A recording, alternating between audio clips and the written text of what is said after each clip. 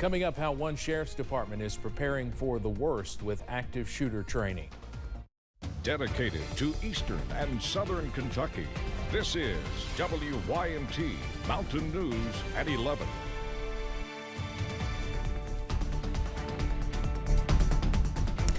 Good evening, I'm Steve Hensley. A man accused of killing one person and injuring 4 others in an Atlanta medical facility has been arrested. That's just the latest mass shooting incident across the country. One local sheriff's department has been training members of its community on similar active shooter scenarios for years. WYMT's Keaton Hall has more from Floyd County.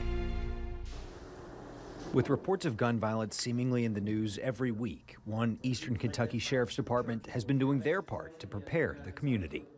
How it sounds, how to recognize gunfire, and then how to react to it, and then if they have to use deadly force, how to apply it, and then they get to see it in pretty much real time. The Floyd County Sheriff's Department has offered simulated active shooter training for more than 5 years, allowing security personnel from local churches and businesses the same training officers receive. You interact with the bad guy and you get to calm him down, or you can see what makes him irritated and react different.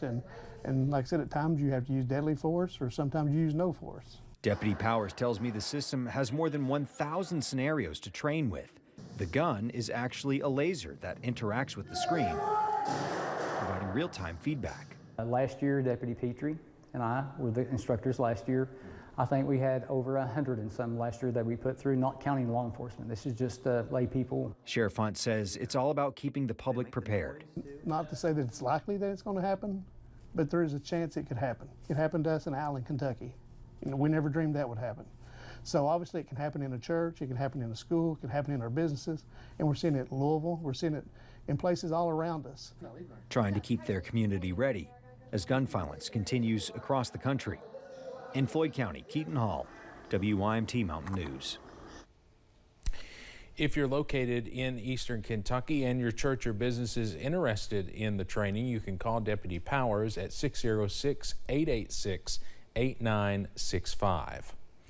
A man has been indicted for murder following a fire last week in Knox County. State police say the remains of 64-year-old Ricky Campbell were found in a home in the Woolham community. Officials say he was shot to death. A grand jury returned an indictment against Harvey Hood for murder, arson, and theft. Hood was also taken to the hospital to be treated for severe burn injuries. The ACLU of Kentucky filed a lawsuit earlier today in an attempt to block a portion of Senate Bill 150. The bill was vetoed by Governor Andy Beshear, but later became law after a veto override by the Republican-controlled legislature. The ACLU and the National Center for Lesbian Rights are targeting a piece of Senate Bill 150 that bans gender-affirming care for minors. The ACLU called the ban a, quote, egregious government reach, saying under the Constitution, quote, trans youth in Kentucky have the right to medically necessary care, end quote.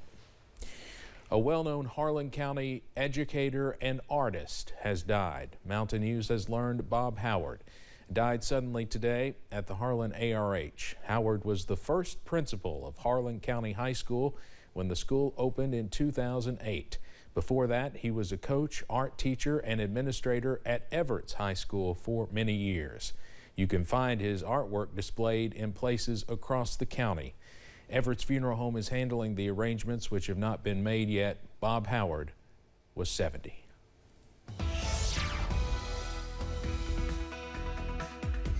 Well, parts of the region saw plenty of sunshine today. Others, not quite as much, and that made a difference when it came to those high temperatures. A look back at the day that was from both of our climate sites in London and in Jackson. We got to 61 in London, but 58, actually 59 in Jackson. We looked at that a little bit earlier.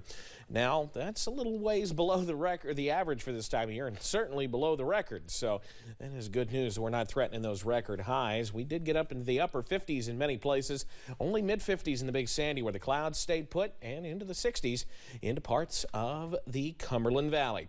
We're in the low 40s in many spots, even some mid-40s, a couple of 50-degree stragglers hanging on. Pinpoint Doppler's a clean sweep right now, and we'll continue to see that as we head through the nighttime hours. Your forecast first as you head into the morning hours on our Thursday.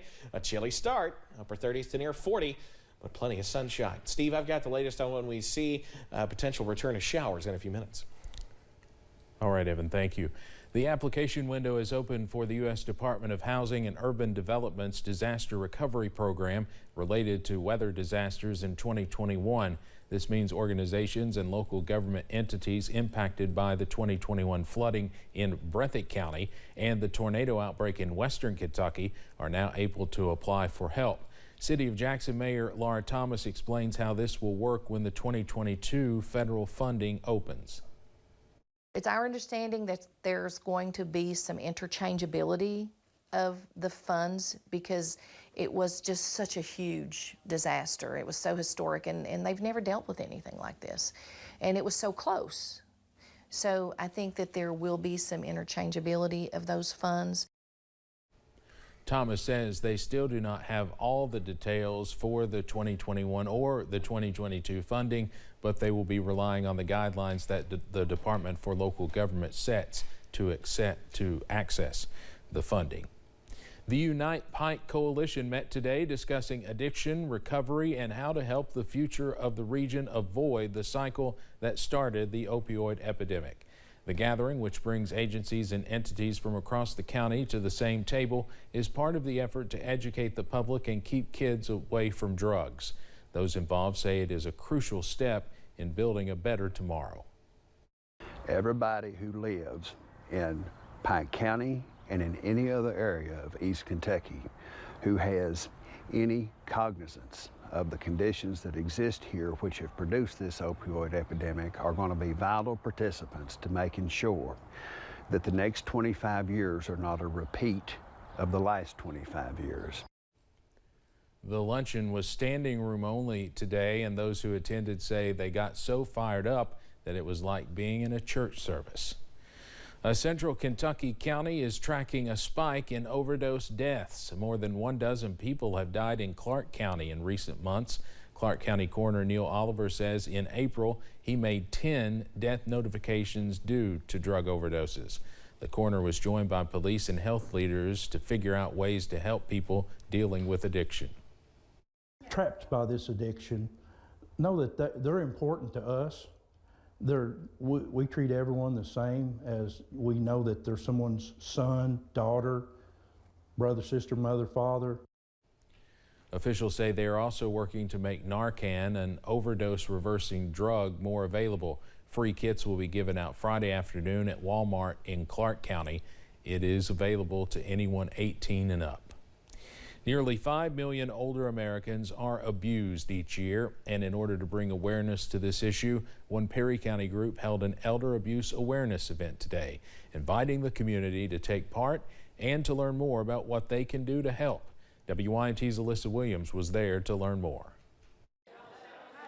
For those who work with the older population, they see elder abuse more often than people realize. Elder abuse is very common. I mean, financial is a big deal with a lot of the elderly, and a lot of times they don't even realize they're maybe being abused. That is why those with the Hazard Perry County Senior Citizen Center are working to ensure their community is more aware. But it's important to know that, elder abuse is out there. It's not just physical, it can be financial, it can be self-neglect, but it's important for people to make reports and get the word out there and not to give up.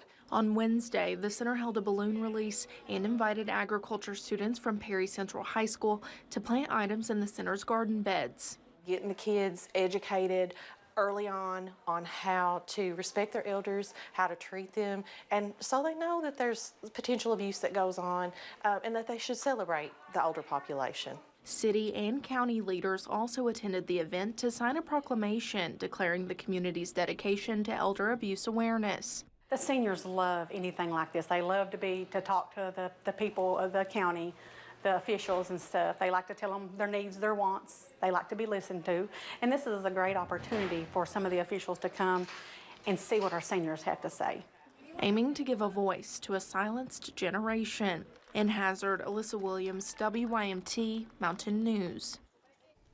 If you suspect elder abuse is happening within your community, you can make an anonymous report by calling 1-877-228-7384.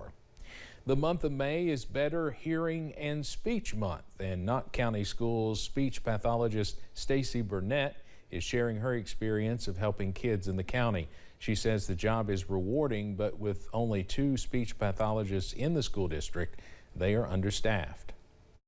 And we also contract with McDowell Hospital, and they help with the contract services.